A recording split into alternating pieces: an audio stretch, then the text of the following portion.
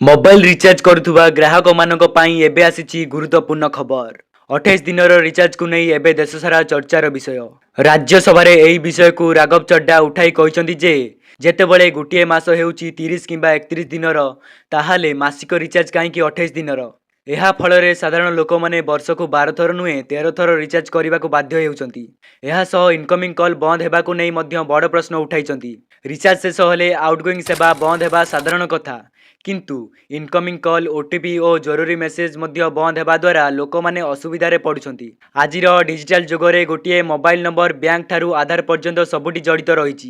ଏଥିସହ ସେ କହିଛନ୍ତି ଯେ ପୂର୍ବ ଦିନର ଉପଯୋଗ ନ ହୋଇପାରି ବାକି ରହିଯାଇଥିବା ଡାଟାକୁ ଏକ୍ସପାୟାର କରିଦେବା ବଦଳରେ ତା ପରବର୍ତ୍ତୀ ଦିନ ପାଇଁ ଯୋଡ଼ିଦେବା ଉଚିତ ବୋଲି କହିଛନ୍ତି। ଏହା ହେଲେ ଲୋକମାନେ ନିଜ ପଇସା ଦେଇ କିଣିଥିବା ଡାଟାର ପୁରା ଲାଭ ଉଠାଇ ପାରିବେ।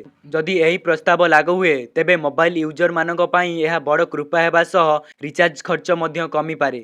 ଆପଣଙ୍କ ମତରେ 28 ଦିନ ବଦଳରେ 30 ଦିନର ଭ୍ୟାଲିଡିଟି ହେବା ଉଚିତ କି? କମେଣ୍ଟ କରି ନିଶ୍ଚୟ ଜଣାନ୍ତୁ। ଏହିଭଳି ତାଜା ଖବର ପାଇଁ ଆମ ଚ୍ୟାନେଲକୁ ସବସ୍କ୍ରାଇବ କରନ୍ତୁ। ଧନ୍ୟବାଦ।